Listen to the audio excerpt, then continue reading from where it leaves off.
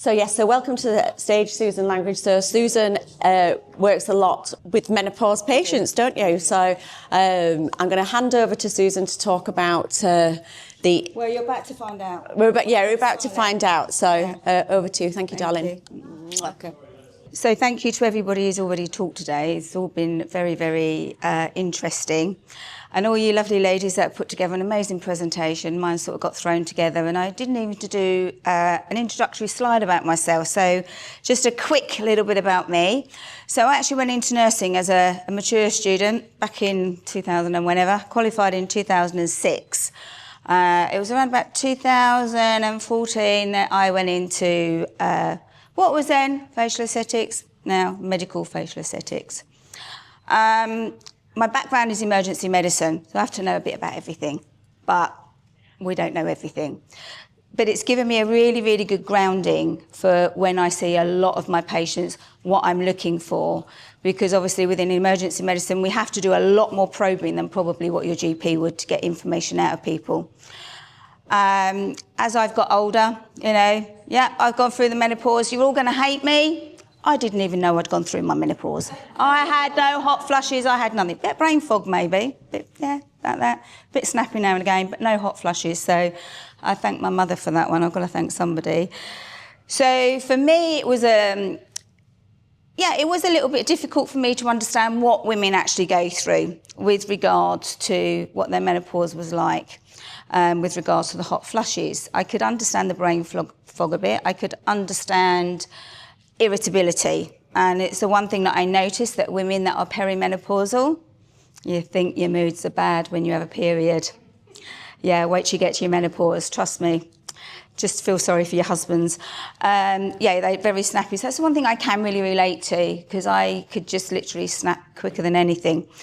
And then as time's gone on, all the women in my family, we've all suffered with endometriosis as well. And it's sort of, as my journey within medical facial aesthetics has gone on, I just sort of found myself that actually I quite enjoy looking at the menopause stuff and the treating the symptoms non-medically.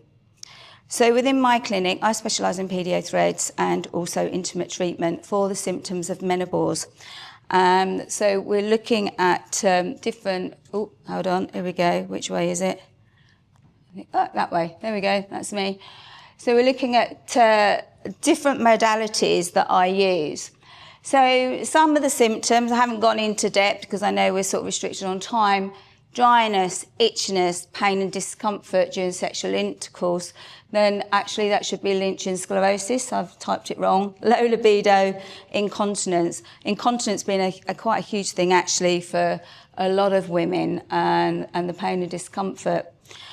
There's different ways that I treat this. One of them being radio frequency. And before I actually got my machine, obviously did my research. It's a lot of money to pay out on a machine, and the reason I love this machine, I actually use the Nuvia Sectum. If you look at the handpiece, it's a 360 degree handpiece. So there's none of this, you've got this little bit of metal that you're trying to actually, I'm not going to bother with that, been shouting anyway, that you're trying to get in, and you're like, you're trying to make sure that you're all even.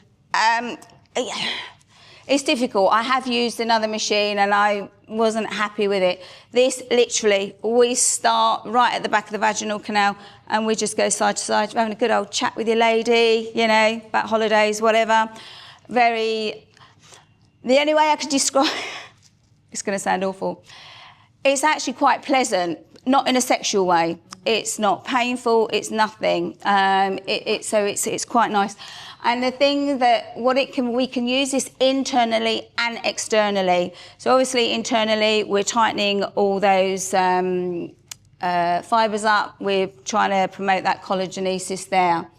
But we can also use it on the outside as well. So by using it on the outside, we're doing exactly the same. If you radio frequency people's face, exactly the same down in your nether regions.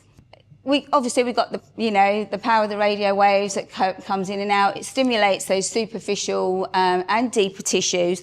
It improves the oxygenation and the nutrition of microcirculation. And this is where you lot, especially you, Charlotte, know that I'm dyslexic, not just ADHD, because I can't say words either. Because the fibres contract, they activate the fibroblasts, they produce the new elastin and collagen. So and the nice thing about the Sectum, it combines a high and low frequency. So you've got 120 watt max to 480 kilohertz a minute. That actually enables deeper penetration within that vaginal canal as well. So it corrects the vulvar atrophy. It does, the research done by Nuvia, it improves the vulvar collagen by 27% and the vaginal wall elastin by 11.4%. What I'm talking about here, I've done it, I've used it, and the reason I continue to use it, it's worked on me. So if it didn't work on me, I wouldn't have got it. So, and the way that it works, it can reduce incontinence, okay, because it's increasing that collagen production. It's strengthening the area just underneath that bladder. So where your G-spot is, where you're going in, it's supporting it more around that urethra, okay. And it, as I say, it does help calm down the nerves on the oversensitive bladder as well. So it's really good for urge incontinence, which I think most women seem to suffer with. And this one I know when my PRP's due, because I'll do a 10-hour shift and suddenly I'm like, oh, where's the toilet? As you do. So the other one, and I actually combine it, whatever treatment that I do, I always throw in good old PRP. You've got exosomes, you've got your polynucleotides, you've got your PDRNs, everything. This I love. If you've got good blood, I don't think you can go wrong when it comes to regenerative medicine. It's not going to affect you in any way. It's your own blood, so there's going to be no adverse effects as well. So the nice thing that what I love about this one, so it does help with dryness. It does help with decreased sensation, urinary incontinence, and it just as it does in the face, it helps with that collagen and elastin production as well. And because within, obviously, PRP, you've got your growth factors, they're going to stimulate your stem cells. It's your body's natural healing process. It does improve your vaginal lubrication. Where we inject the PRP, it stimulates something called the skin glands. Your skin glands are what produces your lubrication. So that's obviously going to help with everything else. It's going to help with the dryness. And we also inject it into the clitoris as well. I know it sounds really painful, but it's not. And again, because we've gone into that G-spot, we've gone around the clitoral area, you are going to get that increased sensitivity. And most of the women that I talk to that come into my clinic and we get talking about this, at some point they've said to me, I think my husband's having an affair. And a lot of the time it's because they've just found sex too painful. They've been too embarrassed to talk to their GP about it. When they have, they've just been given cream to slap on, whatever. The nice thing about PRP, it can last up to 2 years. So you don't have to worry about anything else. It does help with Lynch sclerosis as well, again, and it's used a lot in reconstructive surgery after female genital mutilation. So, and it's really good. If I'm even doing dermal filler into the labia, I normally stick a little bit of PRP in as well, because again, we are getting that fibroblast action for your elastin and collagen production.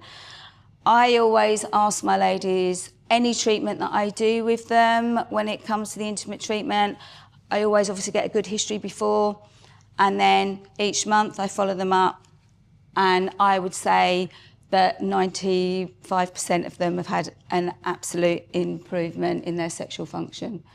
Oops, what's going on here? Okay.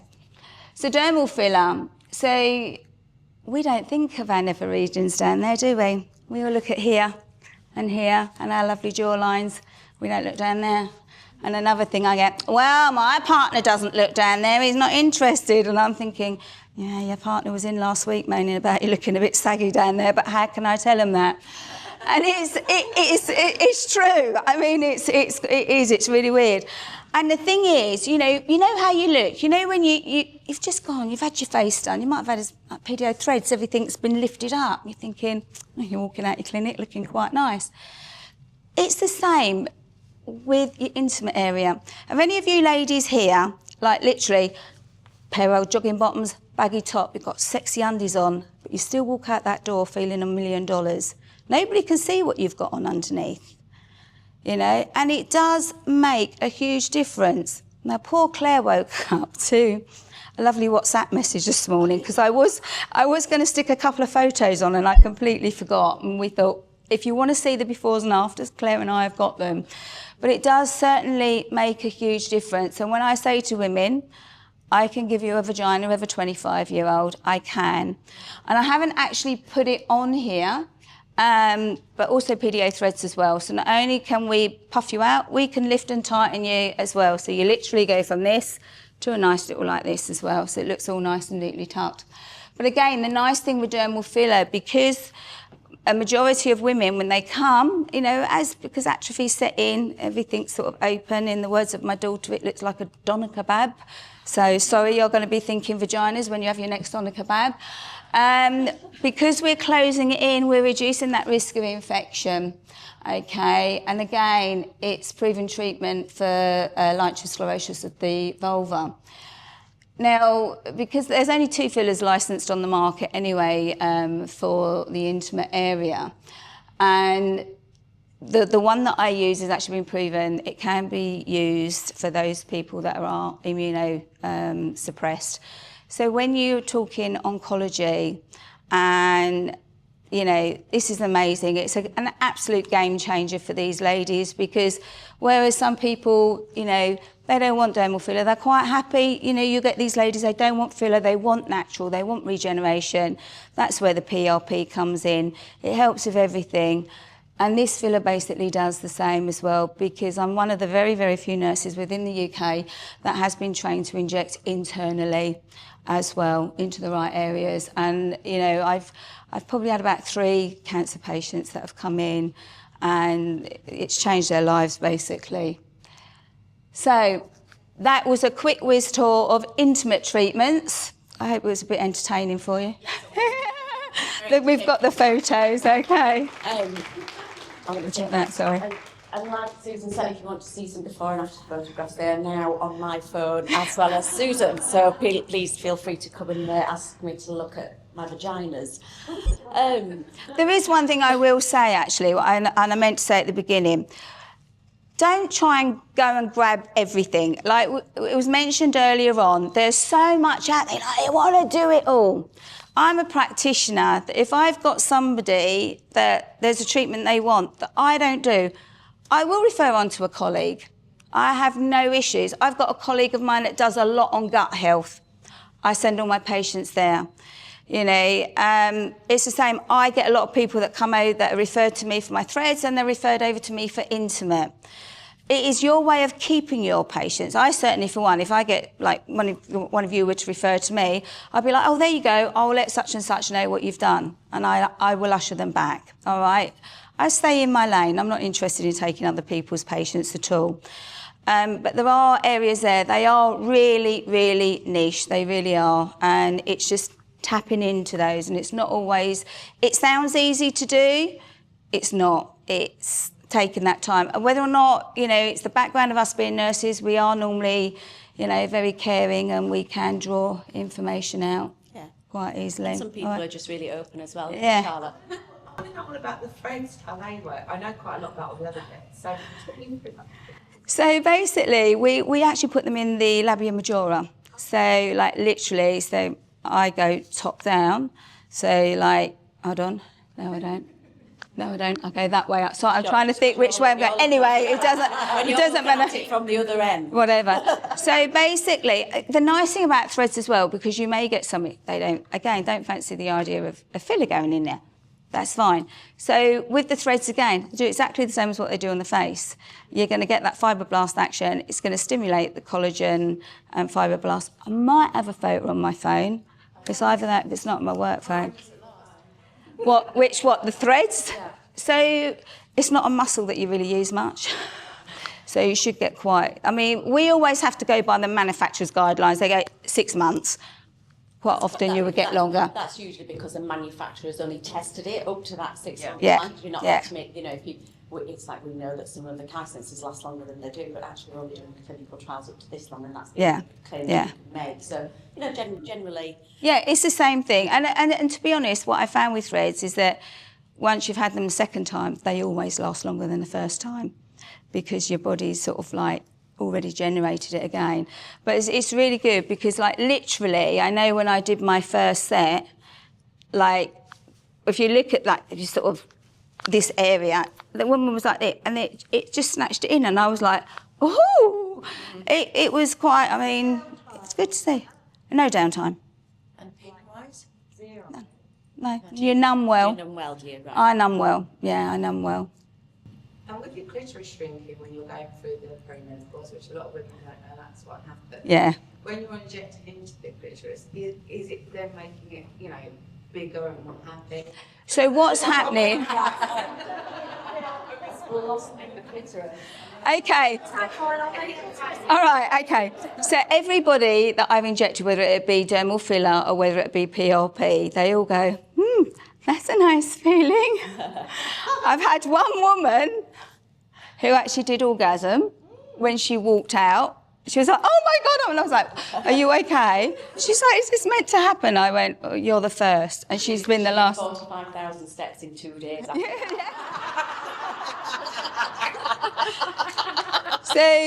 So what the PRP is doing, it's oxygenating. It's getting more nutrition there, so you get that sensation back. With the filler, obviously, it's slightly different because you're giving that volume there as well. I do both. I'll just give you a double whammy. Yeah, I do a combination now. So if somebody wants just PRP, they just have PRP. If they come in and they want dermal filler, I will do the both. But I'll probably do them like 2 weeks apart because of obviously the swelling. So. I mean, this is the other thing, because if anyone's looking. Yeah, so normally because I say it's very specialist with dermal filler, it's 1,500.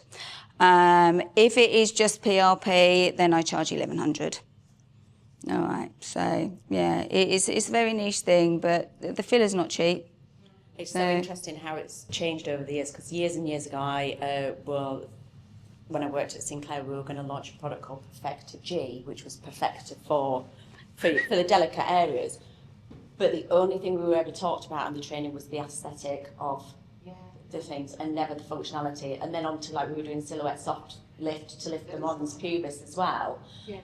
And again, it was just about the aesthetics and never actually about the functionality. And I'm talking, this was probably... Was it written by men? It was written by men, yes, absolutely. I mean, like... Yeah, they had their male CEO who was I walked past his office one day and he went, Claire, do you want to come and look at some vaginas? Went, yeah. Yes, please. But they all looked very weird. They were of Russian women, actually, and they all, in the after photographs, they all look like they've got 2 little chipolatas stuck on the outside of their labia. They weren't nice at all. But it's just doing it in a way. It was about the aesthetic and never the functionality of it, and we've come such a long way. That was probably 2013, so 12 years ago. So when you look at it from the functional point of view, there's so much more research out there now, a lot more.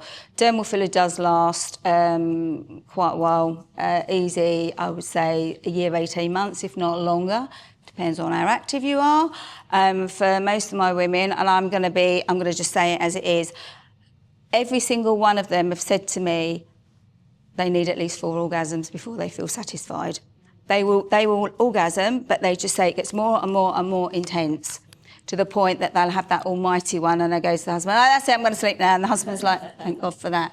So, and that was good feedback for me to get that, and even like I do it with men as well. And I was saying to Charlotte earlier on, when I do it on men, mine is more for medical and functional reasons. Although, yes, I do get those younger ones that come in, they just want the thrill of an enhanced orgasm. Even with the women, you know, younger women, they're not even gone through their menopause. You know, these guys are doing their research now, they're going out. You know, they're a little bit more savvy than what probably my generation is. And they just come in, again, it's just, they just want the thrill of it, to be honest with you. Your gym bunnies, you know, because they're flat. There's nothing there. So that's, you know, I will do dermal filler in younger ladies as well. So, you know, it is a good all-rounder, but when we look at it from, you know, your 40 plus up, you know, which is the majority, yes, you do get, as I say, some younger that may have gone through an early menopause. And I actually feel honoured that I can make a difference to a woman's life now.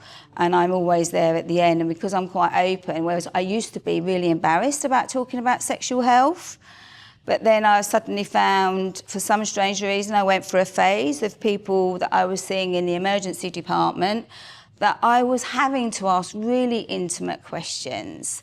So now, you know, it just comes out as though I'm talking about doing beans on toast now, you know, so... I think from a medical point of view, it's just anatomy. It is. It is. You know, and that's how it needs to be dealt with. Yeah, really. Obviously, yeah.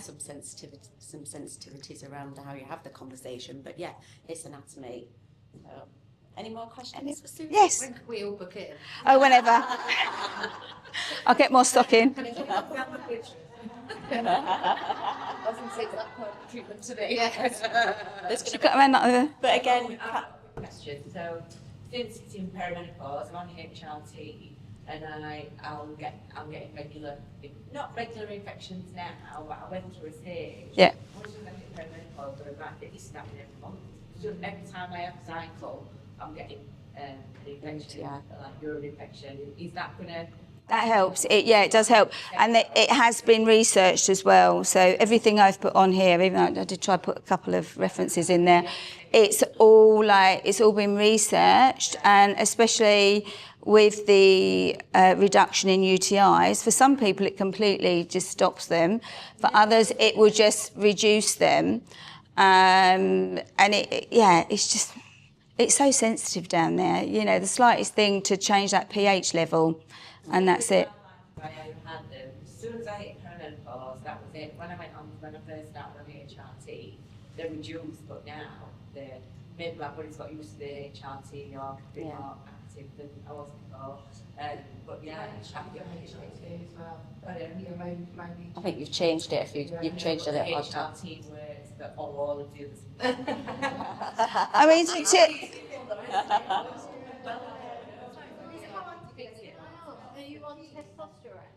No, just easy.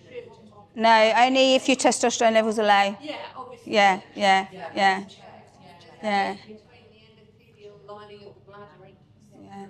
So, I mean, it's interesting, as I say, it's come a long, long way. And again, I was saying to Charlotte earlier on, I'm really blessed. I've got two, amazing clinical nurse specialists, and, the nurse that does all the menopause stuff.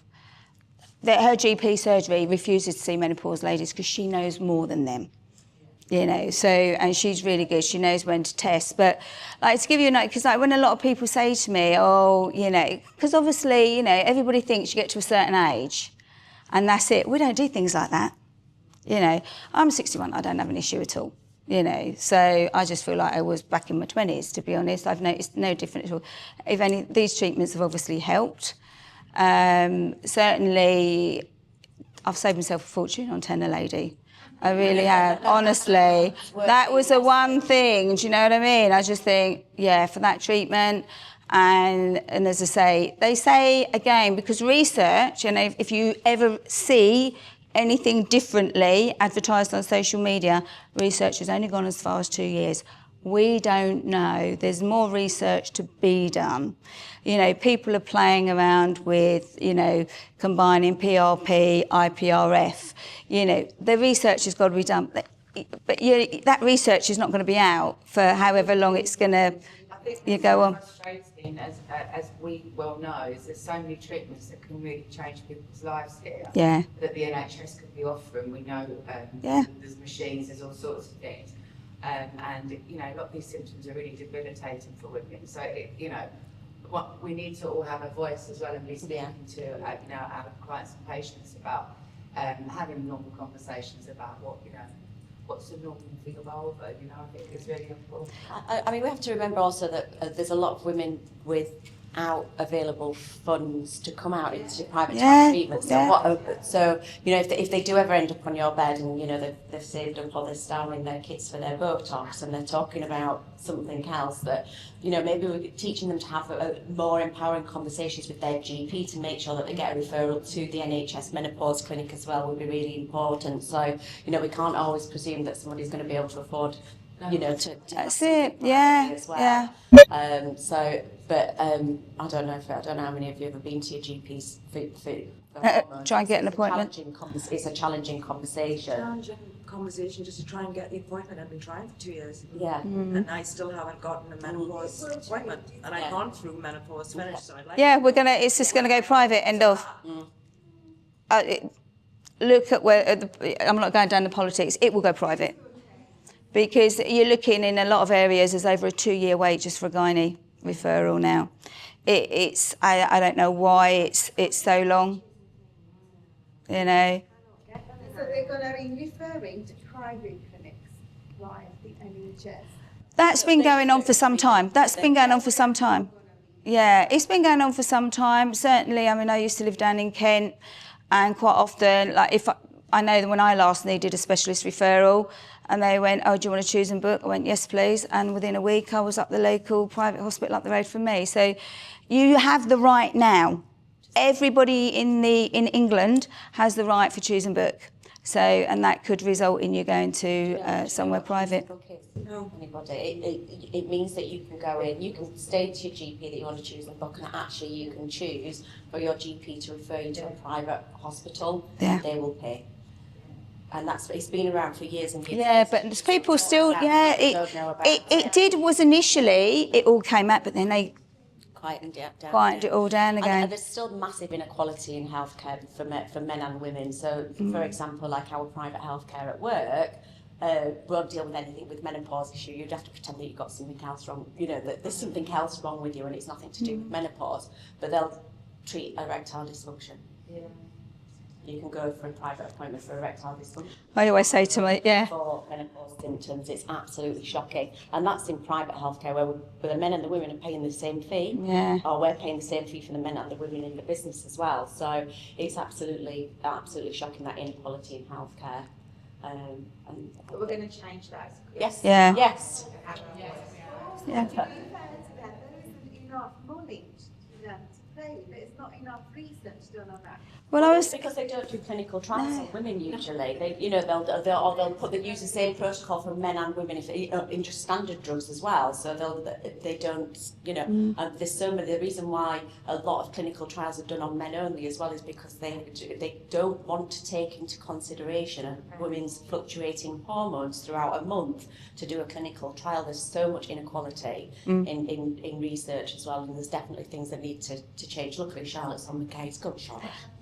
But I was saying to Charlotte earlier on, I was actually talking to a gynae clinical nurse specialist.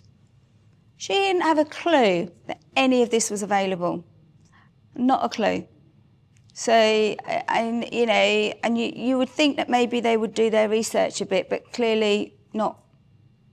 You know, even a lot of the gynaes, I was out in Iraq last year and I went around sort of promoting a lot of this treatment to the gynae doctors out there. They were shocked. They were like, really? So, yeah, there's still not enough. People still don't know. You know, you look at some of the devices that are there, you know, and they think, oh, yeah. But, you know, even if I was to put somebody on just the septum, if they wanted to have the PRP, I would give them that as well.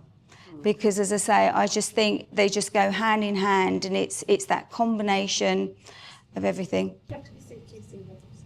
It's a medical procedure. Yeah. So how long is your appointment? I normally give them an hour if I'm doing PRP or filler. I don't rush. You know, that's why when people say to me it takes me 10 minutes to do lips, my daughter just stands there laughing. She's like, "Mum, what are you doing wrong?" takes me 45 minutes. Different lips. Yeah.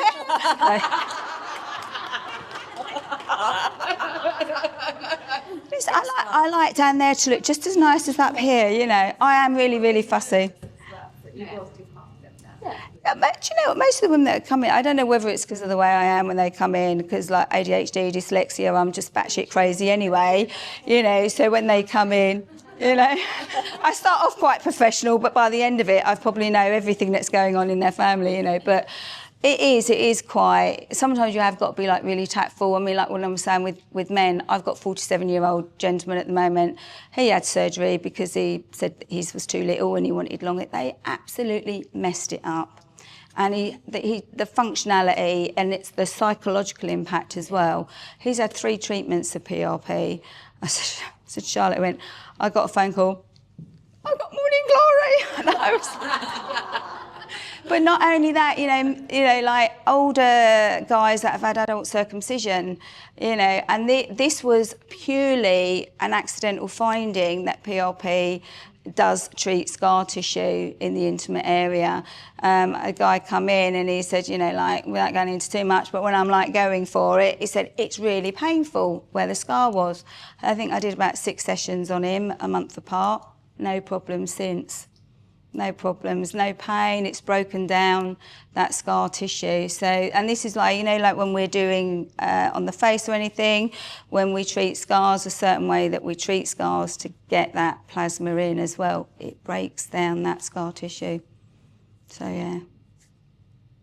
And even if you think about it as women, those of you that have had natural childbirth, who knows what's going on in there? Because it's not like we can stick a camera in and have a good old look, you know. Oh, can I just overshare now about? Yes. Go on then. We love a bit of oversharing. ADHD oversharing, right. When I had a smear test and the nurse said to me, she went there, she goes, you've had children. I said, oh, yeah, why is that? She goes, looks like a letterbox. Oh, no. Oh, that's so inappropriate. It's funny though, I did laugh. But, you know, and stuff like that too. You know, again, we go... It's like a letterbox. I mean, we go on about perimenopause and menopause ladies, but what a lot of women don't realise, those postpartum ladies that have been cut and, you know, sutured. I've had a couple, like literally, they've still got their stitches in, and I've actually done the PRP to help with the healing. I've had loads that have come in, and I've just taken one look and gone, oh my God, and can understand why they're in pain. So this is so much, yeah. And you know, like if you get a good midwife, she'll do a nice little cut if need be. If you've got an AF one, they probably just tear, you know, and then they just stitch you up too tight. And most of the times it's when they stitch you up too tightly that you end up with your issues as well. So there's a lot there. So, you know, I'm going to go.